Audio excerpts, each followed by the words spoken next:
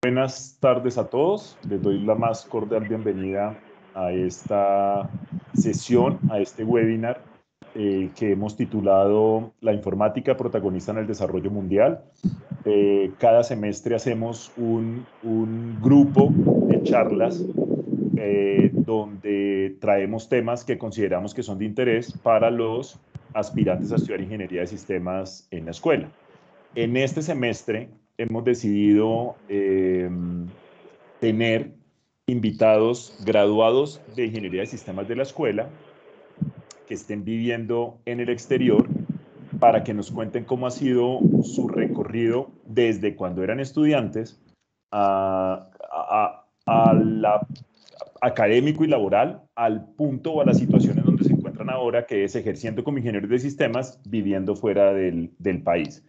En ocasiones anteriores, entonces hemos hecho temáticas bajo el mismo nombre, la informática protagonista en el desarrollo mundial. Entonces hemos hecho sobre las temáticas de ingeniería de sistemas en la escuela, que se las recuerdo, son 4. Además de lo institucional y de las asignaturas que tienen todos los estudiantes por ser de la escuela, entonces nosotros tenemos nuestras asignaturas distribuidas en 4 áreas, que son ingeniería de software, que es el conjunto de buenas prácticas para que lo que hacemos quede con la calidad adecuada, sistemas y organizaciones, y es la productividad al servicio de las organizaciones, la tecnología al servicio de la productividad de las organizaciones, mejor. Quiere decir que todo lo que hacemos en ingeniería de sistemas es buscando el beneficio de una organización. Fundamentos de computación, que es la matemática de la ingeniería de sistemas, como las ciencias básicas que tenemos que tener los ingenieros de sistemas para que nuestra formación sea sólida. Y tenemos una adicional que llamamos arquitectura tecnológica y seguridad, que es todo el conjunto de software o todos los programas que hacen que el hardware funcione o que todo lo físico funcione. Y ahí pasamos desde el computador y todos los programas que hacen que el computador funcione hasta centros de cómputo, computación en la nube, seguridad, ciberseguridad, etcétera, desde el punto de vista software, que es lo que nos compete a nosotros en ingeniería de sistemas. Otros semestres hemos pasado por los grupos de interés o semilleros y entonces hemos hablado de desarrollo de videojuegos, hemos hablado de inteligencia artificial, hemos hablado de maratonistas de programación y de otros temas que son, si bien académicos, no representan una nota para el estudiante y quiere decir que son complemento a su formación en ingeniería de sistemas. En esta ocasión hemos querido entonces invitar graduados que estén viviendo por fuera del país para que nos cuenten su experiencia desde el punto de vista ejercicio profesional de ingeniería de sistemas, su experiencia académica y profesional desde cuando estaban en la universidad hasta pues llegar al sitio en el que se encuentran actualmente. En esta ocasión nos acompaña Juan Gabriel Gómez. Él es ingeniero de sistemas, graduado de hace varios años, pero ahora Juan nos va a contar. En este momento se encuentra en Australia, pero pues no voy a dar mucha información para que sea Juan el que nos cuente en dónde está en este momento y luego empecemos desde su época de estudiante hasta todo lo que ha tenido que vivir para llegar a donde está, hace cuántos años está, cómo es su ejercicio profesional en ingeniería de sistemas, como extranjero en un país como Australia. Juan, bienvenido y muchísimas gracias por acompañarnos. Osvaldo, muchísimas gracias por la invitación. Muy orgulloso y es un privilegio estar aquí y compartir las experiencias. Gracias. Entonces, ¿dónde está en este momento? En este preciso momento estoy en Sydney, Australia. Como pueden ver, aquí vine y me senté al lado de la Opera House. Estoy Entonces, aquí juicioso. Juan me preguntó que si podía hacer el programa o el webinar en exterior. Yo le dije que claro, que pues muy interesante para que nos mostrara un sitio emblemático de Sydney, que es la Opera House. Eh, y entonces vamos a hacer lo mejor de nuestras dos partes, desde la escuela y Juan desde donde está, pues para que todo nos salga de la mejor manera. Juan, en Colombia Claro. son las 4:10 de la tarde del 22 de septiembre. ¿Allí qué fecha y qué hora es? Son las 7:10 de la mañana del jueves 23 de septiembre. O sea, nosotros tenemos 15 horas de diferencia y en Perfecto. verano tenemos 16 horas de diferencia. Y me Cambiamos decía la al hora. comienzo que estamos en primavera. Estamos en primavera, sí, la primavera. Aquí en Australia las estaciones no empiezan el 22 como empiezan en la mayoría de los países del mundo. Aquí las estaciones empiezan el primero. Entonces el 1 de septiembre empezó oficialmente la primavera. ¿Mucho frío? No, primavera es un clima como Fusagasugá, para que se hagan una idea. O sea, primavera es un clima templado, donde se puede andar en camisetas, hace vientico y digamos que está en los 15, 20 grados centígrados. Es un climita como de Fusagasugá, sí. Perfecto. Juan, cuéntenos un poco Dime. de su recorrido académico estudiando ingeniería de sistemas por la escuela. Bueno, pues yo llegué a la escuela en el año 95, 94 creo. Y la escuela pues era bien nueva y llegué allá pues muy emocionado de estudiar ingeniería de sistemas. El paso por la escuela fue muy interesante porque me ayudó a desarrollarme no solamente como profesional, porque uno puede ir a cualquier institución educativa y pues los libros están ahí, los profesores son buenos y uno aprende, pero la escuela me ayudó a desarrollar personalmente y es algo que yo toda la vida le voy a agradecer a la escuela y le voy a reconocer. Me ayudó a desarrollarme personalmente en 3 áreas. La primera fue, tuve la oportunidad de ser monitor y entonces me ayudó a desarrollar los skills de profesor, de teacher, me ayudó a desarrollar los skills de trabajar con grupos de personas, etcétera. La segunda, en la escuela, la educación es muy enfocada pues a trabajar en grupos. Entonces yo me acuerdo mucho que hacíamos grupos o de programación, o grupos de trabajos de bases de datos, o grupos de proyectos, y había que coordinar. Y aunque en esa época era face to face y todos estábamos al lado, existían las barreras que la gente vivía en Suba, o que la gente vivía al norte, o que la gente vivía al sur, o que la gente vivía al este, y que se demoran en llegar y tenemos que maximizar el tiempo. Entonces me ayudó mucho a trabajar en el tema de trabajos en grupo y de coordinar a las personas. Y la tercera parte, que es una parte personal, me ayudó a formarme como un profesional ético. O sea, siempre en la escuela infundían la necesidad de ser ético y de hacer las cosas bien hechas. Entonces, no perfectas, pero hacerlas bien hechas y dentro de las reglas. Esas son las tres cosas que, aparte del conocimiento académico que la escuela me dio, aprendí en la escuela y que le agradezco. Me gradué, precisamente ayer estaba haciendo las cuentas porque estuve en otra charla, me gradué en el año 98. Llevo en este tren de la ingeniería de sistemas, llevo 26 años, 27 años, porque empecé a trabajar antes de graduarme de la escuela. Juan, eso nos muestra un poco su recorrido académico.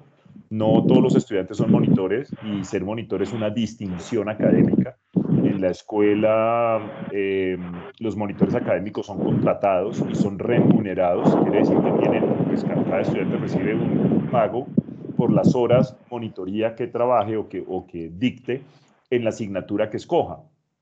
Sí. ¿De qué asignaturas fue monitor? ¿Sí recuerda? Yo fui, sí, claro, yo recuerdo. Fui monitor del papá de Pacho Quintana, que Sistemas operacionales. él daba sistemas operacionales, no, del papá de Pacho Quintana, no de Pacho Quintana. El papá, el doctor Eh, Quintana. Precálculo sí, sería. precálculo, era algo de matemáticas, sí, señor. Precálculo, ok. Ese fue mi primer trabajo de monitor y me acuerdo que celebré y hasta le saqué fotocopia al cheque que me dieron porque fue mi primer sueldo como ingeniero. Y después fui monitor de María Irma y eso era programación.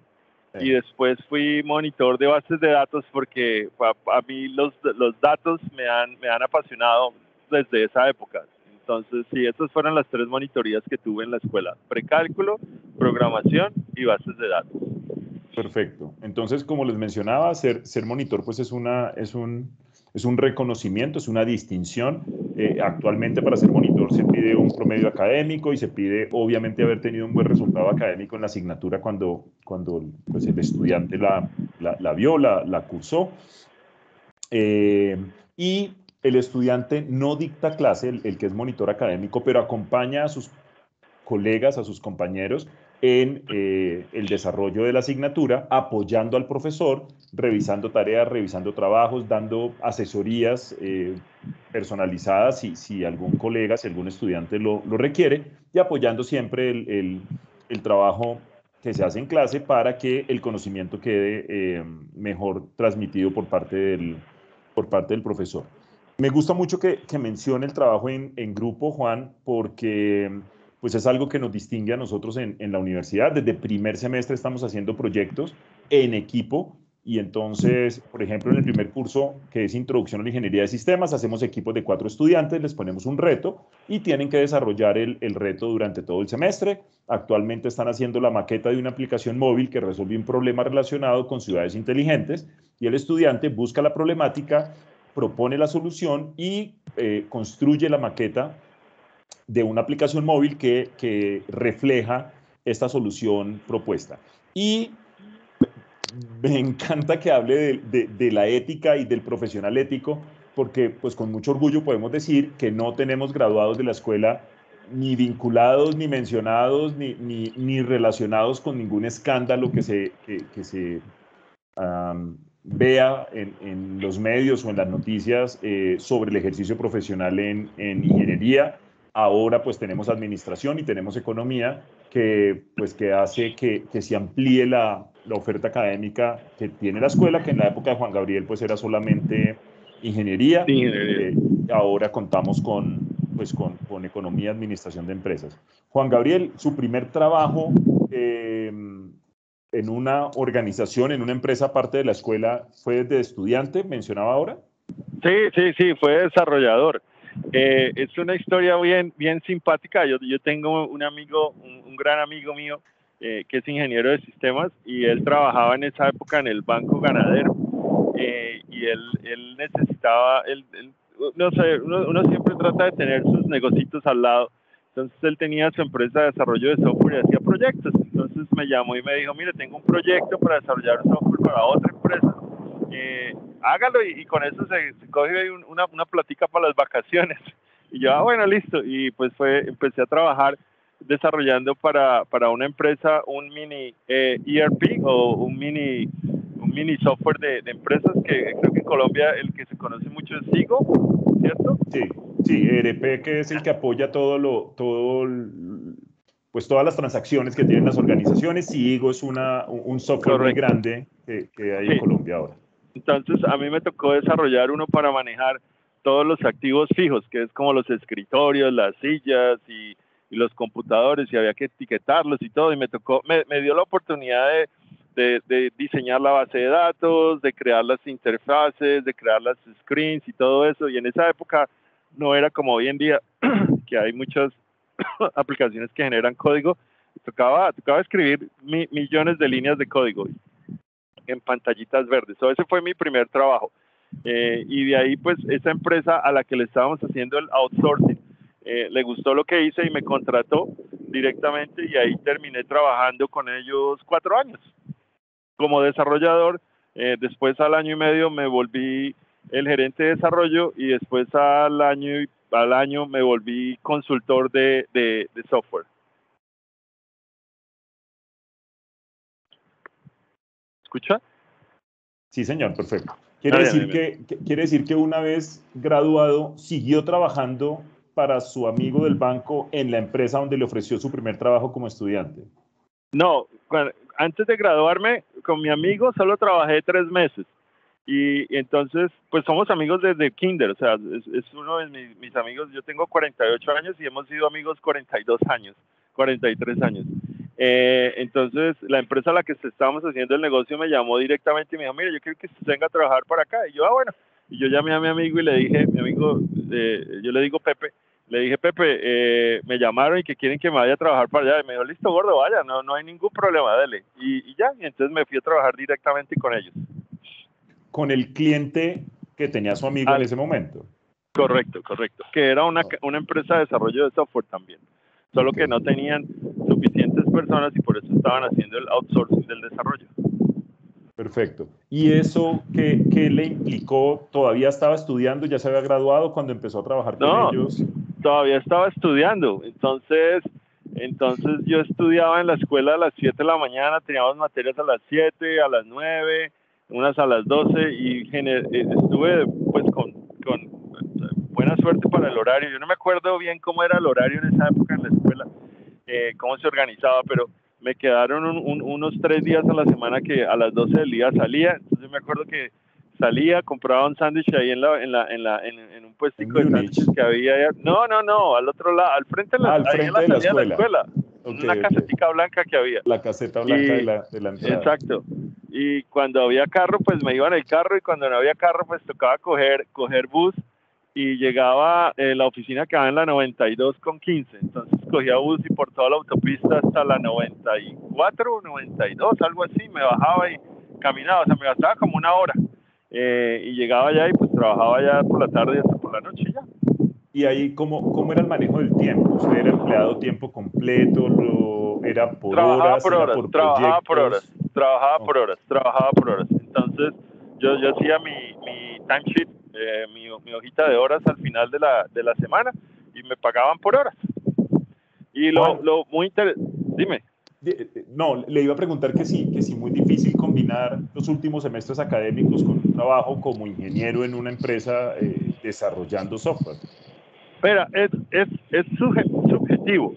A mí toda la vida me ha gustado estar ocupado 24 horas al día, entonces yo me la gozaba ahí yendo, pero pues no había tiempo extra para otras actividades. O sea, yo no tenía tiempo extra de pronto para ir al cine el miércoles por la tarde o algo así, pero por lo que estaba era cogiendo una cantidad de experiencia y aprendiendo a construir relaciones con los clientes, porque en esa época me tocaba ir mucho a los clientes. Teníamos unos clientes grandes como la alquería, como Genfar, que ahora creo que lo compró otra farmacéutica, Condimentos El Rey, teníamos en Barranquilla una empresa que se llama Monómeros, en Cali la 14. Entonces, y eso que siendo muy joven en el tema de IT, primíparo, un año ahí, todavía no graduado, y me mandaban a todos esos clientes, y yo feliz iba porque pues tenía la oportunidad de hablar con los gerentes de sistemas, con los usuarios, y eso fue priceless. Eso me sirvió para poder aprender a manejar clientes, a poder aprender a manejar usuarios,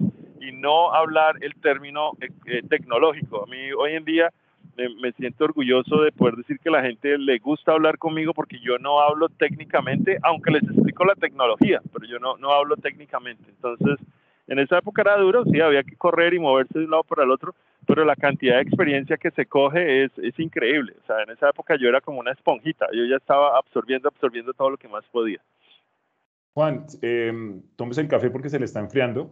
Yo Gracias. les voy a contar un poco mientras Juan hace una pausa para probar el Trae café. dos, trae dos. Hace una pausa para probar el café.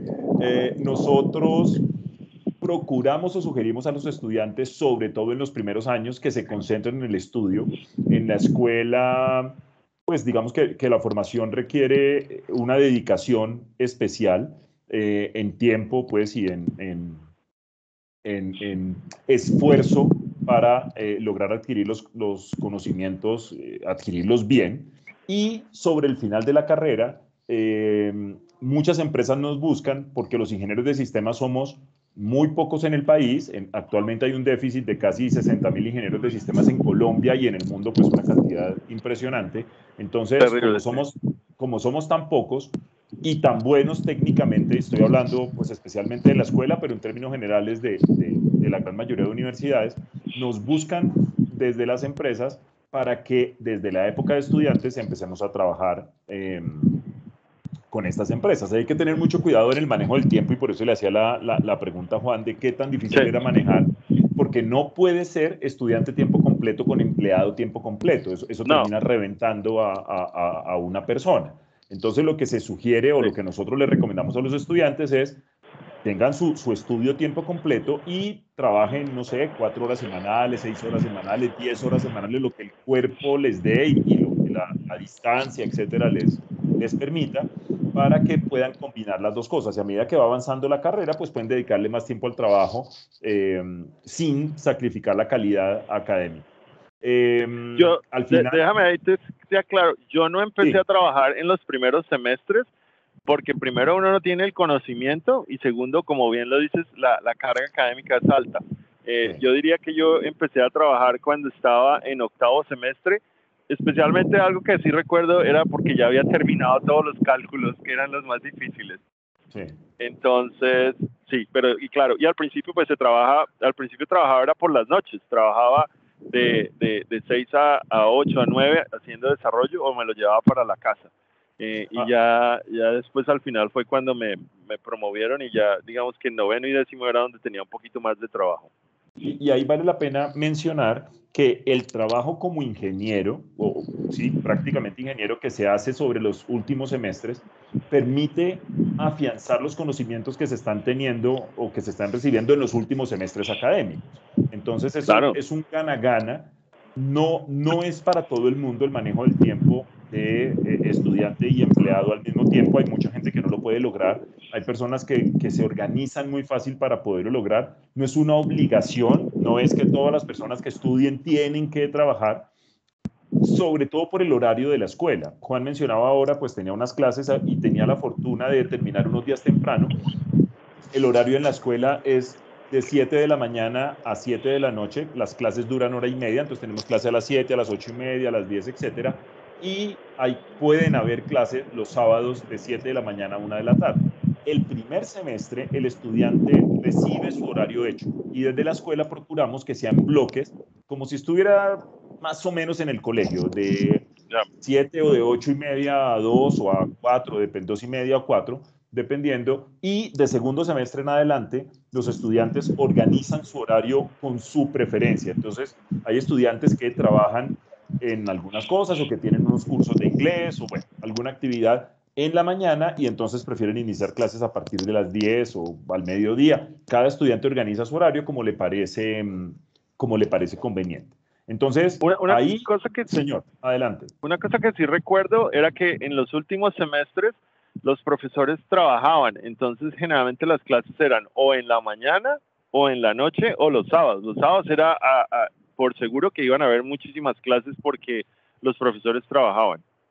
Y esos profesores que trabajan los llamamos actualmente profesores de cátedra, quiere decir que no son empleados directos de la universidad, sino que son contratados para que nos dicten una materia normalmente, tienen su ocupación principal durante la semana y nos ayudan los sábados normalmente. Yo, en esa época que menciona Juan Gabriel, las clases los sábados eran de 7 de la mañana a 1 de la tarde y ahí se veían 2 o 3 asignaturas.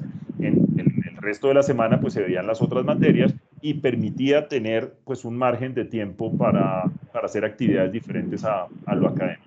Importante Sí, mencionar que, que, que no es en los primeros semestres, no se recomienda el trabajo en los primeros semestres para que la dedicación sea completa al estudio y que después, en la medida en que el estudiante considere o vea que lo puede lograr, lo puede hacer. Nosotros lo que buscamos es convenios y alianzas con empresas para ayudarle al estudiante a conseguir ese trabajo y que la empresa entienda el compromiso académico que tiene el estudiante para que no le exija o para que no lo ponga como en aprietos con su dedicación académica.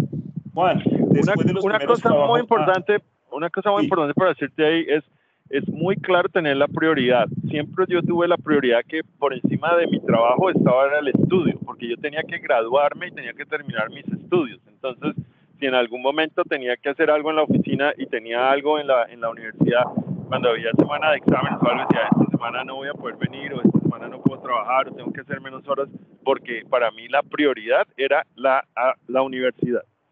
y eso es importante recordarlo. Hemos tenido casos de estudiantes que llegan al final de la carrera y no se pueden graduar porque les faltan 2 o 3 materias y empiezan a ponerle mayor prioridad al trabajo y no al estudio pues al final va a haber un momento en que profesionalmente les van a exigir el diploma o su título y no lo tiene porque le dio prioridad al trabajo y ya después es muy difícil terminar. Después de ese trabajo que menciona que le ocupó sus primeros años, ¿cuánto tiempo más estuvo en Colombia y cómo resultó saliendo del país? Bueno, yo estuve en Colombia otros 3 años. Yo me fui de Colombia en el 2002. Después de ahí, trabajé como independiente por un año para una empresa en Barranquilla. Después fui el gerente de tecnología para Condimentos El Rey por año y medio. y después fui el gerente de ERP y de Data o de Business Intelligence para Salucop. Y de ahí fue cuando me vine a vivir a Australia. Eso fue. Mi área siempre ha sido, desde la escuela y cuando empecé a trabajar y todo, ha sido en datos y en software de ERPs o ERPs y de Business Intelligence. Yo no soy mucho de hardware. Y más de automatización. Después, la pregunta es, ¿y después qué he hecho aquí en Australia también? No, ¿cómo dio el salto? ¿Cómo se animó si estaba pues bien ubicado profesionalmente y estaba hablándome de empresas pues muy reconocidas en el país, director de tecnología y pues liderando áreas de tecnología en estas empresas? ¿Por qué decide que Colombia ya no más y buscar por fuera? Es muy triste, es muy triste. En el año 2000 estaba con mi familia de viaje y yo soy de Ibagué, del Tolima, y fuimos a un paseo al norte del Tolima y en esa época, una tarde, nos pararon en un retén de la guerrilla. Y pues en esa época era duro, yo no sé hoy en día cómo es, pero en esa época era duro y que lo bajaban a uno del carro, que los ponían a uno al lado de la carretera y etcétera. Y estuvimos muy asustados por un par de horas ahí con mi mamá, mi abuela, mis 3 hermanas. Y ese día decidimos que era mejor y más seguro vivir afuera del país, porque cuando uno está expuesto a un peligro de esos es duro. Y después, una cosa que era triste era que en todos esos trabajos que yo tenía, las inducciones que me dan en el trabajo, aparte de decirme aquí está su computador y su email y todo esto, le daban a uno una inducción de seguridad. Entonces le decían, así es que tiene que manejar y así es que tiene que hacer y no haga rutinas y esto y lo otro. Entonces era una situación de zozobra. Entonces yo decidí que era un precio muy alto que se estaba pagando y que vivía encerrado y no podía hacer nada. Entonces decidí que tenía que buscar algo fuera del país, pues donde yo pudiera vivir tranquilo, así no hiciera lo mismo que estaba haciendo en Colombia, pero donde pudiera vivir tranquilo. O sea, mi motivación para salir fue la seguridad. ¿Y cómo empezó a buscar? ¿Cómo con esa motivación empezó a buscar destino? Porque pues salir del país tiene, no sé, primero escoger el idioma o de Claro, pronto si tiene algún familiar. no. ¿A qué le dio prioridad o cómo empezó esa búsqueda pues de un destino fuera del país? La prioridad siempre fue mi carrera profesional y más que mi carrera profesional, la prioridad siempre fue hacer lo que me gusta. Pues a mí lo que me gusta es trabajar con tecnología. En esa época, estoy hablando del año 2000, habían varios países candidatos, estaba Canadá, estaba Estados Unidos y estaba Inglaterra y de pronto por allá en algún parte parecía Australia. Después de analizar muchos, Australia es la inmigración organizada más grande de la era moderna, donde la gente se puede venir profesionalmente. ¿Qué hace tu Teams abierta aquí? Nunca, creo que alguien está en mute. Nunca pasa nada. Le pido el favor a la persona que tiene el micrófono abierto que si lo puede cerrar, tal vez es Luz Ángela Lazo, no estoy seguro. Ya. Entonces en esa época, el sueño americano de irme a Estados Unidos nunca fue conmigo. Y siempre dije que si me iba como lo que hemos aprendido en la escuela, como un profesional ilegalmente, no como de irse con una visa y cambiar o algo así, porque es mucha zozobra. En conclusión, llegué a descubrir que en Australia se podía venir como profesional y que se podían hacer todas las diligencias desde Colombia, y fue un proceso que se demoró 18 meses. Y homologué el título como ingeniero en Australia, apliqué para la visa de profesional, o sea que podía venir a vivir en Australia, trabajar legalmente y hacer todo lo que quisiera, y la visa me la dieron en en febrero del 2002, y entonces me demoré 3 meses entregando el puesto que tenía en esa época en Salucop. Y me vine para Australia en junio del 2002. Y que una vez encontró el destino, el país, el idioma, ¿cómo estaba? ¿Usted ya tenía el inglés perfecto o tenía que No, mejorarlo?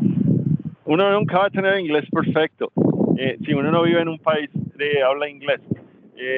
Cuando yo apliqué para la visa tenía que presentar un examen que muchos de ustedes serán familiares con ese, que se llama IELTS.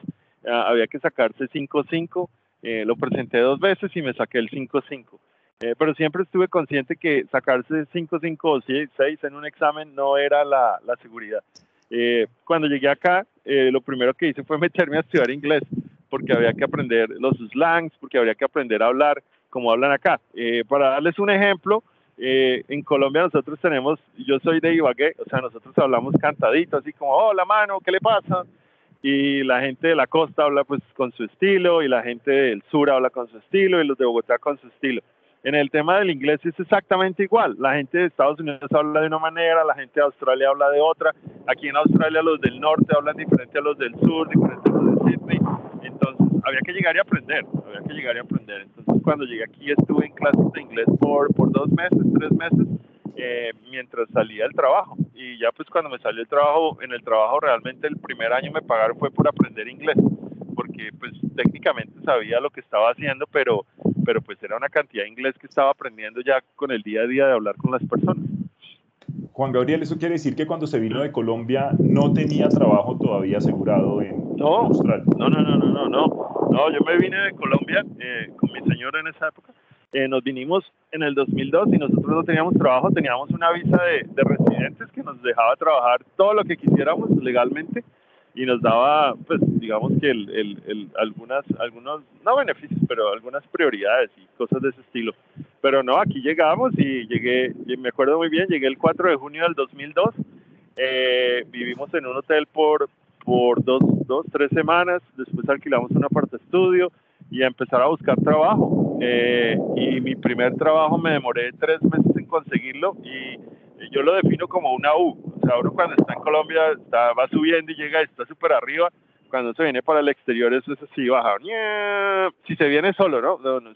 Si no se viene con trabajo, baja, pum, llega al fondo y vuelve y arranca. Entonces yo en Colombia era el director de tecnología o el director de ERP Business Intelligence, y aquí llegué a ser un ingeniero de soporte en una universidad. Entonces instalaba computadores, instalaba software, pero me divertía muchísimo. Me lo tomé como un año para mí. Entonces, después de venir de una presión de trabajar de 6 de la mañana a 10 de la noche y todas esas cosas, y reuniones y etcétera, aquí ya solamente iba, hacía mi trabajo, instalaba computadores y hablaba con la gente en inglés, muy agradable. Y después otra vez volví a empezar a escalar en el área profesional. ¿Y cómo fue ese recorrido en el área profesional? Empezó con hardware, que no era lo que le gustaba, no era su fuerte. En Colombia no le gustaba ese tema, pero empezó por ahí, fue lo que encontró. ¿Y cómo fue el ascenso en la U que menciona usted profesionalmente?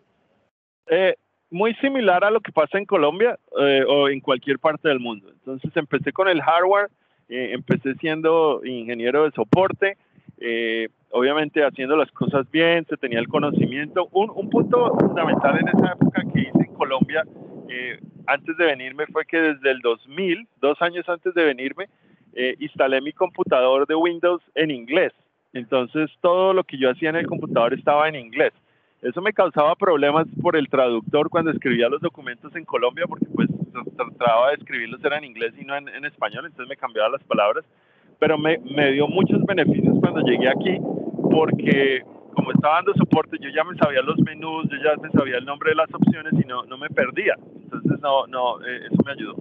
Después de ahí en esa universidad trabajé como ingeniero de soporte los primeros 6 meses, y después me ascendieron a ingeniero, al coordinador de la red, o Network Administrator, sí.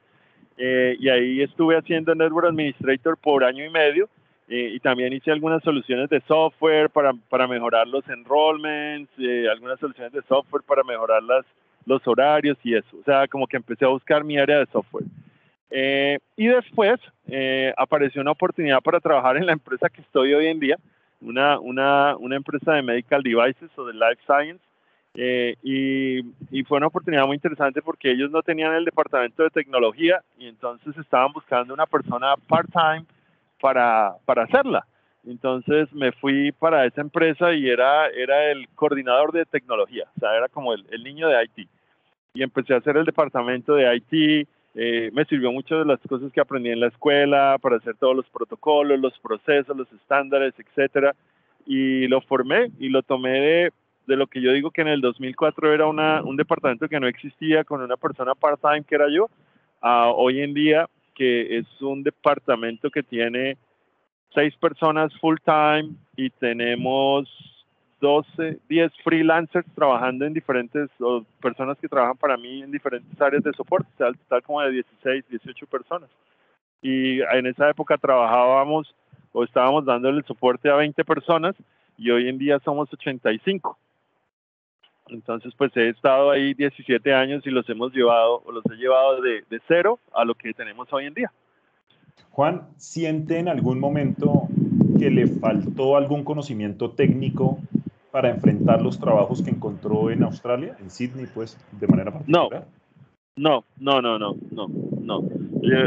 La educación que recibí en la escuela técnicamente estuvo muy bien y de hecho me acuerdo mucho en los primeros semestres, tal vez en el segundo, tercero y cuarto, cuando hablábamos de networking o de las redes y de toda la configuración de las redes, que en esa época, pues en la época mía de la escuela, el internet apenas estaba empezando y eso de tener los computadores conectados en red era como nuevo. Y pues era difícil de entenderlo y comprenderlo, pero yo cogí los conceptos básicos y eso me ha ayudado toda la vida. O sea, toda la vida me ha ayudado eso, igual que los conceptos básicos de bases de datos, igual que los conceptos básicos de load balance en las aplicaciones. Eso ha sido fundamental, ¿no? Ha estado bien.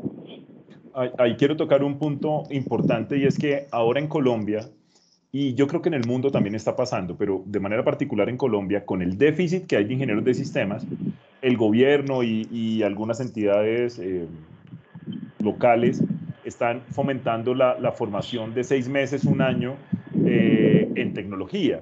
Pero Juan menciona un punto muy importante o un aspecto muy importante y es que esos conceptos y esos conocimientos que se adquieren en la formación profesional, en la carrera, que seguramente no es lo mismo que le ofrecen profesionalmente en adelante o 20 años, 25 años después, pero esos conocimientos técnicos fundamentales o de base le permiten evolucionar para que siempre esté a la vanguardia. Obviamente tiene que estudiar, supongo, y ha tenido que estarse formando, preparando, actualizándose, porque en tecnología debemos estarnos actualizando todo el tiempo, pero las bases y los fundamentos son muy importantes para que pueda asumir nuevos roles y para que pueda asumir esas capacitaciones que realiza de manera personal o voluntaria, supongo. Claro. Ahí es un punto muy importante y yo lo veo, pues como les mencionaba, tengo un equipo directo de 6 y extendido de 10 o 12. Yo lo veo, uno cuando está en el área profesional es muy fácil identificar la persona que fue a la universidad y tuvo un desarrollo profesional más extenso o la persona que es un técnico. A mí me gusta mucho hacer comparaciones para explicar a las personas las problemáticas y entonces esto es lo mismo como un chef. A mí me gusta mucho cocinar, un chef y un asistente de cocina. El asistente de cocina y el chef, ambos te van a hacer unos huevos pericos. Eso no hay ningún problema, ambos los pueden hacer. Pero el chef te va a diseñar el menú para el desayuno y va a decir, no, con los huevos pericos va el pan, pero es que hay gente que tiene problemas, entonces no pueden comer pan, les toca comer arepas o esto, lo otro, y tiene una visión más global del asunto, o una visión general. En cambio, el cook, el cocinero, él dice, no, pues a mí me dicen hay que hacer huevos pericos, yo los hago. Yo lo que le digo a la gente en tecnología es que siempre hay oportunidades, pero dependiendo de lo que uno quiera hacer en el futuro, es donde uno se tiene que focalizar. Y un ingeniero es altamente apetecido, o un ingeniero es altamente premiado. Cuando tiene todos esos conocimientos generales y puede diseñar una solución completa. Los ingenieros son arquitectos de tecnología. Entonces, cuando uno habla con un ingeniero, uno no espera que el ingeniero le diga, conecte el cable, y ya. No, uno espera que el ingeniero le diga, mire, ¿sabe que yo pienso que el cable le puede servir cuando está haciendo esto, pero usted puede hacer el Wi-Fi cuando está haciendo esto, pero usted puede hacer el Bluetooth cuando está haciendo esto, y usted tiene una selección de opciones.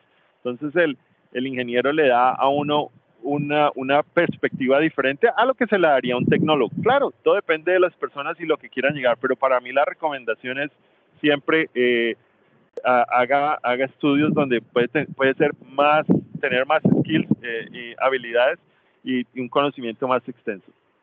Juan toca un punto muy importante y es que con este déficit que hay en ingeniería de sistemas o de ingenieros, de profesionales de tecnología, mejor, hay campo de acción para técnicos, para tecnólogos, para profesionales en Colombia y en el mundo. Hay que tener clara la diferencia, como menciona Juan, y saber a qué le va a apostar cada uno. Y el que quiere la formación profesional es porque está apostándole a profesional, me refiero a la convencional universitaria, es porque le está apostando a una formación, a un ejercicio profesional donde puede cambiar de rol sin mayor dificultad. El técnico o el tecnólogo pues se especializa de manera particular en un área y espera poder ejercer en esa misma área todo el tiempo, salvo que decida más adelante complementar su formación con otros programas. Juan, Claro. el inglés me dice que pues en Colombia presentó un examen, luego llegó allá y estudió unos meses.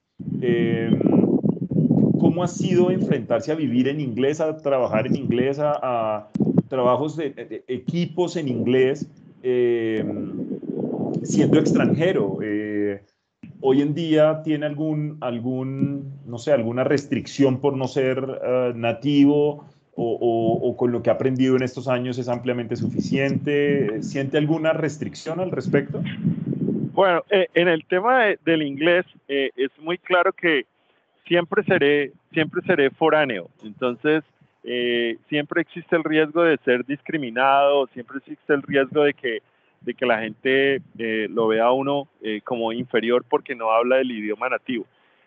Yo diría que me demoré tres años tal vez en llegar a un nivel altamente profesional en inglés, pero aún cometo errores. Todos los días puedo cometer un error o dos o muchos. O sea, somos humanos y todos cometemos errores.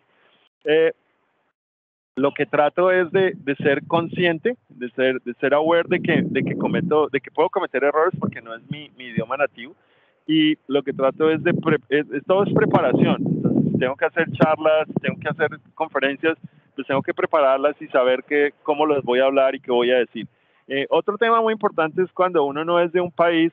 En Colombia, si nosotros hablamos, y tal vez esto no me lo van a entender los candidatos, si nosotros hablamos de Don Chinche, o si nosotros hablamos de Sábados Felices, o si nosotros hablamos de papuchis o cosas de ese estilo, todo el mundo lo medio entiende, porque saben que es algo que en Colombia es parte de la cultura. Pero aquí en Australia, pues yo no viví en esa época acá. Entonces, cuando ellos hablan de sus programas de televisión y de sus cosas y echan chistes locales, pues a veces no los cojo.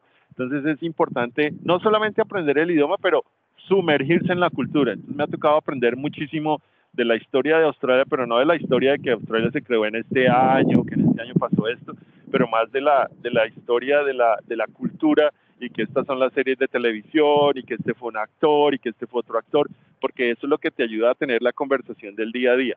Y para contestarte tu pregunta, no me he sentido inferior en el tema del inglés porque es algo que se maneja y desde que hables el inglés, más o menos ok, sales adelante, pero es más en el tema de entender la cultura y conocer partes de la historia no documentada de Australia que te ayudan a intervenir en conversaciones del día a día, la conversación del cafecito, digamos. Perfecto. No sé si contesté la pregunta. Sí, perfecto. Y quiero hacerle una pregunta adicional. Claro. Técnicamente, ¿qué se busca en Australia? Para un ingeniero de sistemas, obviamente, ¿qué conocimientos se requiere, digamos, si pudiéramos hablar de lo general, de lo masivo, de lo que se busca de manera amplia en tecnología en Australia? ¿De qué estamos hablando en este momento? Hay tres áreas fundamentales. La primera es el soporte. Soporte hay que dar para todo. Esa concepción de que la tecnología arregla el problema y que la tecnología funciona por sí sola no existe sino en la gente que no conoce la tecnología. Entonces, es alta la demanda en ingenieros de soporte en todas las áreas: soporte de redes, soporte de software, soporte de usuarios, soporte de aplicaciones, etcétera. Entonces, es alta. Ahí lo que se necesita no solamente es el conocimiento puntual de la aplicación, sino un muy buen manejo de customer service, de interactuar con las personas, de entender las personas y de saber que la persona llamó por un problema y de pronto no quiere ni que se le arregle el problema. La persona lo que quiere es expresar que tiene un problema. Es muy común ver ingenieros que reciben la llamada y entonces empiezan, no, pero es que eso funciona, no, pero es que no sé qué, y la persona, no, déjeme le explico. Entonces, el key element de ahí, del soporte, es saber escuchar, escuchar y escuchar y escuchar. La segunda área que está en alta demanda en Australia son arquitectos de tecnología. Hoy en día tenemos millones de soluciones. Tenemos las soluciones grandes, las soluciones pequeñas, la aplicación que apareció aquí, que apareció allá. Pero el gran problema que tenemos todos en las áreas de tecnología es integración. Entonces necesitamos el arquitecto que tenga el conocimiento de las aplicaciones, no que sea el experto, pero que tenga el conocimiento de las aplicaciones y que pueda decir, aquí es como voy a conectar este servicio con este servicio, con este servicio, y así es como lo voy a mover. Entonces necesitamos arquitectos. Y el tercero es necesitamos un profesional que es una combinación entre data science y business analyst. O sea, necesitamos a alguien que pueda coger los datos de la organización, transformarlos y presentárselos a cualquier persona en la organización que tengan significado. Es muy fácil encontrar data administrators que uno le dice, corre el query y ellos hacen el query. Genéreme la data y ellos generan los datos. Pero cuando uno va y lee el reporte y uno dice, pero 2 más 2, 5, y 2 más 2 debe ser 4. Ah, no, usted me dijo que le generaba el reporte, yo lo generé. Yo no tengo ni idea de qué son los datos. Entonces, necesitamos ingenieros o necesitamos data science combinados con business analysts que puedan decir, aquí están los datos, pero los datos sí tienen sentido o los datos no tienen sentido o hay que investigar más. Esos serían los 3 skills importantes si hablamos de ingenieros de sistemas. En este momento hay necesidad de ingenieros en Australia, como hay en Colombia un déficit de 60 y tantos mil profesionales. Montones. Tenemos un problema y es que Australia vive de la inmigración. O sea, Australia vive de los profesionales que llegan a vivir a Australia. Generalmente cada año llegan 150,000 profesionales de diferentes áreas, no solamente de IT o de tecnología, de diferentes áreas. Y durante los últimos 2 años o 18 meses no ha llegado nadie porque las fronteras de Australia están cerradas, entonces no ha llegado nadie. Entonces hay un alto shortage. Algunos profesionales australianos que vivían en el exterior se han devuelto y pues eso ha medio livianamente compensado. Pero en todas las conferencias que he asistido virtuales, en todos los blogs que se lee en la Australian Computer Society, que es como el ASIS de nosotros, lo que más se habla es que hay un shortage porque no tenemos la cantidad de profesionales que necesitamos. Muy parecido a Colombia, entonces, que el ejercicio profesional requiere más de 50,000 profesionales y pues en los últimos años digamos que se está empezando otra vez a disparar el interés de los estudiantes de colegio por ingeniería de sistemas, porque estuvo un poco disminuido y la impresión que yo tengo es que la gente ve que la tecnología existe y entonces se afana en usarla o le gusta consumirla, pero no se preocupa en cómo se genera. Y eso es lo que se ve visible. Ahora no me imagino pues en las organizaciones, al interior de las organizaciones que se requiere pues estar creando, manteniendo, soportando, etcétera, etcétera, la necesidad que hay en este momento. Pues eso es precisamente lo que te decía, el segundo punto de las necesidades, y es el arquitecto. Hoy en día todo el mundo puede montar un negocio, hoy en día todo el mundo puede hacer empresa o puede hacer startups.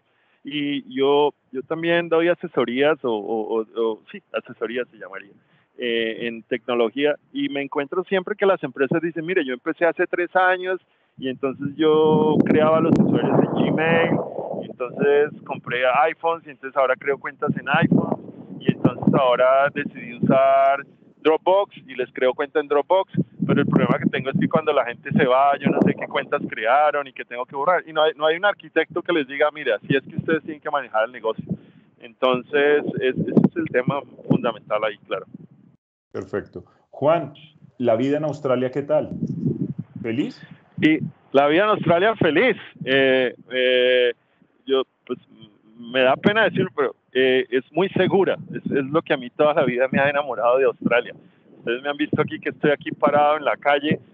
Hoy estoy sentado al frente de la Opera House, que es como estar en Ibagué, en Bogotá, parado al frente de la Catedral de Bogotá, o allá en la Plaza de Bolívar, o al frente del Congreso, y nadie me ha ido a molestar, y el teléfono mío está ahí en un trípode y nadie se lo ha llevado ni nada. Entonces, para mí eso, el carro está allá, está parqueado, está abierto, tiene el baúl arriba y nadie ha hecho nada. Entonces, eso para mí es priceless. En el tema profesional, la vida en Australia es igual que en Colombia. Usted está trabajando, tienes que hacer actividades, proyectos, está la presión, no la presión, porque yo no considero que haya estrés o presión, pero están los deadlines, hay que hacer las cosas a tiempo, etcétera. Es lo mismo, se trabaja de 7 o de 8 a 9, o de 7 a 7, o de 7 a 5, dependiendo de los horarios. Claro, hay mucha flexibilidad.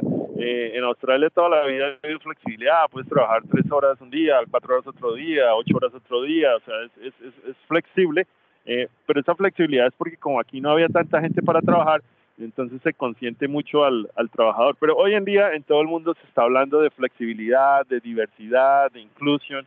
Eso ha mejorado a nivel mundial. Pero la vida es muy agradable, pero comparada con Colombia, si le pones el tema de la seguridad, en Colombia también se vive muy agradable. Juan, quiero pedirle un último favor cerrando esta charla con usted. Cuéntenos qué tenemos detrás y si nos puede mostrar el resto del paisaje que hace falta a su lado izquierdo, seguramente. Sí, claro. O sea, me vine y me senté aquí porque les quería mostrar, que queden los mensajitos, ya, guardamos ya.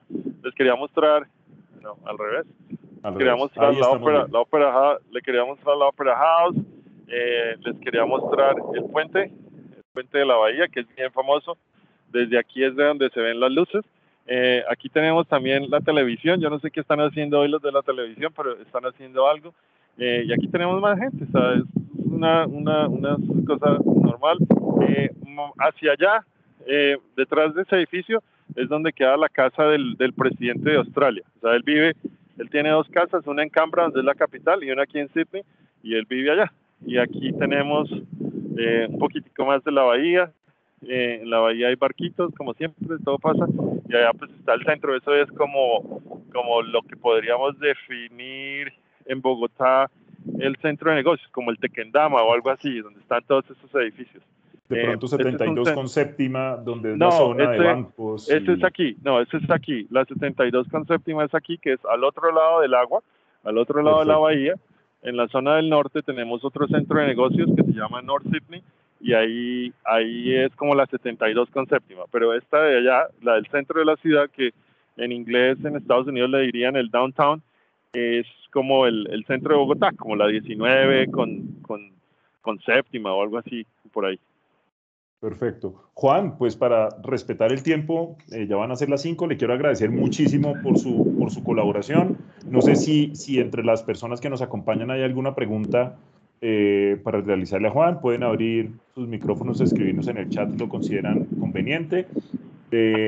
Seguramente lo volveremos a molestar más adelante, pidiéndole que nos vuelva a acompañar en una reunión de estas. Con gusto. Y pues antes agradecerle por el esfuerzo de estar a las 7 de la mañana en un parqueadero al frente de la ópera y pues de la bahía en general, transmitiendo para que nosotros pudiéramos conocer cómo se desarrolla el ejercicio profesional en tecnología en un país como Australia. Como le menciono, pues seguramente lo volveremos a molestar más adelante y nuevamente reitero los agradecimientos por habernos acompañado. No veo preguntas ni manitos levantadas en el público, entonces pues no. Juan, hasta pronto. Y pues alguna frase para cerrar la intervención, la participación. Sí, nunca dejen de aprender. O sea, hay que estar aprendiendo todos los días. No necesariamente de IT o de cualquier otra cosa, pero hay que estar aprendiendo todos los días. Y enfóquense en los soft skills, como la comunicación, como las relaciones, porque los otros skills vienen en los libros y se pueden aprender. Juan, muchísimas gracias. Hasta pronto. Ojalá en Sydney. Listo.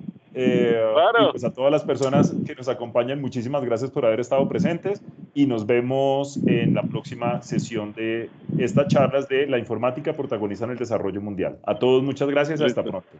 Gracias. Gracias. Chao. Chao, Juan. Adiós. Chao, chao. Hasta luego. Bueno.